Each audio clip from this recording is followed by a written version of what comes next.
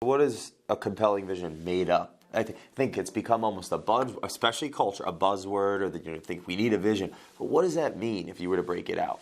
So, we talked about politics briefly. If you think, in my lifetime, I remember President Reagan, I remember President Clinton. President Reagan really had a compelling vision, of make America, back, restore it. He talked about a city on the hill, limited government, and defeat communism. It's kind of his deal, okay? President Clinton, when he was on the campaign trail running, he famously said, "It's the economy, stupid." He was to get America working again. Okay. And so you both of them had really compelling visions that attracted people.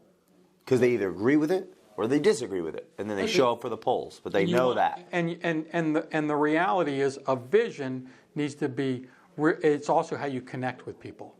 If your vision is compelling enough, it excites people, and they want to come alongside you. So would you say get the language clear enough for people to digest, and it means something to them? And it's really where the alignment, the spark, and the connection occurs. It's like in their mind that inception is created, and then they're either going to come with you or maybe disagree. And the same with your customers, right? So, we look at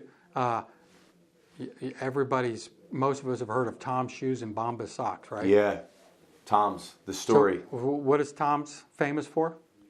Buy one, give one. Buy a pair of shoes and they give a pair. Same with Bombas. Bombas was started, those gentlemen, they at a homeless shelter, the number one requested item are socks.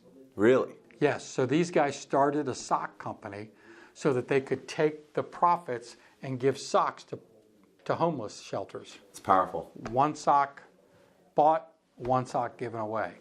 And so what happens is the vision attracts people to work there, but it also attracts the customer. Everybody has a burning desire to be a part of something bigger and more powerful. I think it was in the Tom's book that I got in the bookshelf. A customer was at the airport of Tom's, and she was telling Tom the story of Tom's because she saw his own shoes on his feet, and she didn't know he was the owner. So the customer's telling him the story of his thing. It's like that.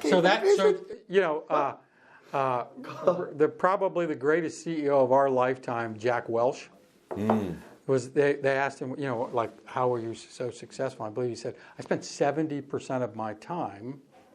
I'm paraphrasing. He said, I spent 70% of my time sharing the vision, telling the vision. My mistake was I didn't spend enough time. So we can't. Wow, powerful. Right, until is your illustration of the Toms, until the people can tell you the vision, you haven't shared it enough. Well, have you heard of Zoroaster? No. He didn't share it enough. Zoroastrianism. He didn't share it enough. Right. So exactly.